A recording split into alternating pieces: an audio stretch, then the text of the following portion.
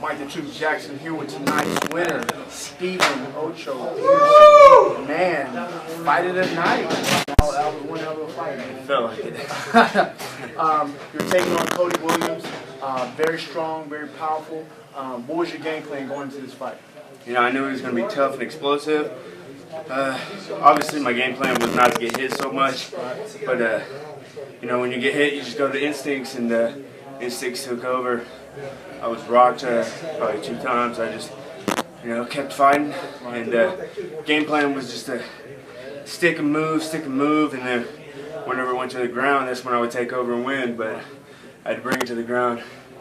I was getting stuck a little too much, so yeah. In the first round, I believe he dropped you twice.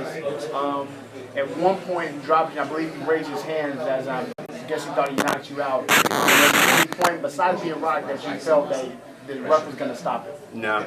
As soon as, you know, my conditioning's top level. You know, as soon as I hit the ground, I was there.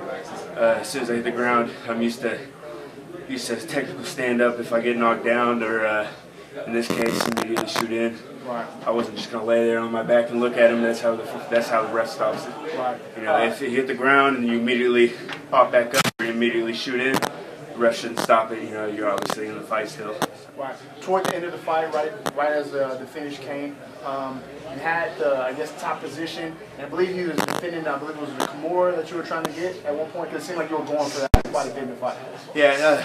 You know, when I was on top of him, I felt him. He was out of energy. He was gassed. I knew he would be real strong in the first round, and then after that I would take over. And sure enough, as soon as we were in the second round, as soon as we went to the ground, I felt him. He just had nothing left. Right. So every time I go for a submission, he'd have a little explosion left in him to escape, and then he'd go back to being, you know, just laying there. So I was able to work my game from there. Right, you won by omoplata. Do you train the omoplata a lot? Because you don't really see a lot of victories. So. You know, I train everything, and I just take what's given to me. And he escaped a pretty tight armbar. I had it really tight. I just didn't have the leverage to actually break the arm. I had it under the arm. I was cranking it. I didn't have the leverage to break it, but it was definitely hyperextending a little bit. He was able to escape that, and then immediately transitioned to the omoplata, and then just there I took it. Well, you got the W tonight. What's next for Stephen Peterson?